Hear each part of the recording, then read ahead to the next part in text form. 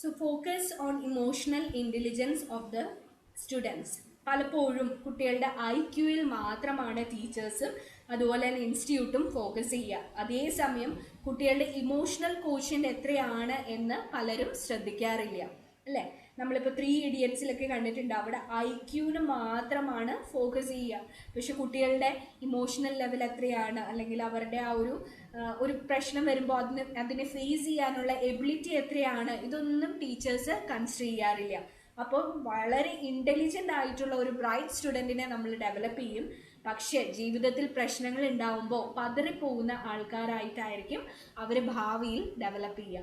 So അങ്ങനത്തെ കുട്ടികളെ generate ചെയ്തുകൊണ്ട് കമ്മ്യൂണിറ്റിക്കോ അല്ലെങ്കിൽ നമ്മളുടെ ഇൻസ്റ്റിറ്റ്യൂട്ടിനോ യാതൊരു ഗുണവും ഉണ്ടാവില്ല. So always focus on emotional intelligence of the students, and this helps students to understand and control their emotions and that of others.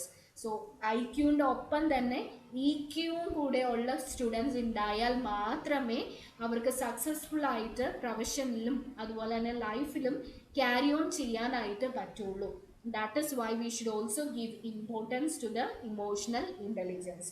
So these are the various key principles of preventive discipline. നമ്മൾക്ക് ഇത് ഒന്നുകൂടെ കാണാം.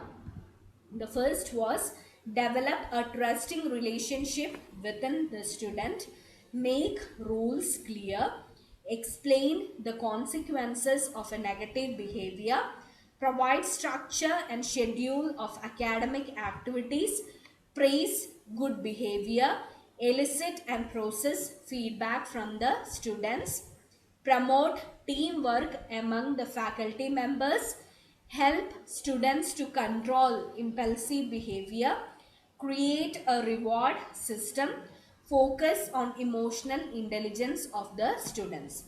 So these are the 4 different types of discipline. ഒന്നുകൂടെ പറഞ്ഞു നോക്കാം. നമ്മൾ ആദ്യമേ പറഞ്ഞിരുന്നത് സെൽഫ് കൺട്രോൾഡ് ഡിസിപ്ലിൻ ആണ്.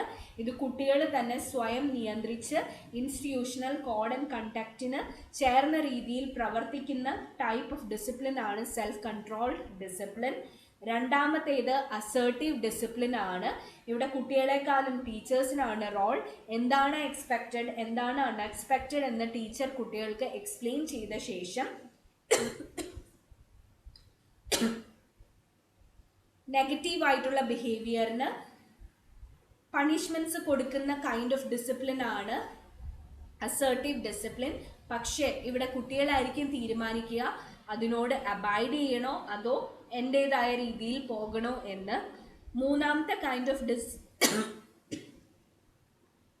ഓഫ് ഡിസിപ്ലിൻ ആയിരുന്നു നമ്മളുടെ എൻഫോഴ്സ്ഡ് ഓർ അതോറിറ്റേറിയൻ ഡിസിപ്ലിൻ. ഇവിടെ ഒരു code and conduct institution decide ചെയ്യും. ആ കോഡ് ആൻഡ് കണ്ടക്റ്റിൽ കമ്പൽഷൻ വഴി കുട്ടികളെ കൊണ്ടുപോകുന്ന ഒരു കൈൻഡ് ഓഫ് ഡിസിപ്ലിൻ ആണ് എൻഫോഴ്സ് ഡിസിപ്ലിൻ. ഇവിടെ കുട്ടികൾക്ക് യാതൊരു സേയുമില്ല. ഒരു റോബോട്ടിനെ പോലെ അത് പറയുന്ന ഇൻസ്ട്രക്ഷൻ ഫോളോ ചെയ്യുക മാത്രമാണ് അതോറിറ്റേറിയൻ ഡിസിപ്ലിനിൽ ചെയ്യുക. And the last kind of discipline is preventive discipline, which is a best type of discipline. ഇവിടെ ഒരു തെറ്റ് ഉണ്ടാവുന്നതിന് മുമ്പേ ആ തെറ്റിനെ പ്രിവെൻറ്റ് ചെയ്യുന്ന കൈൻഡ് ഓഫ് ഡിസിപ്ലിൻ ആണ് പ്രിവെൻറ്റീവ് ഡിസിപ്ലിൻ.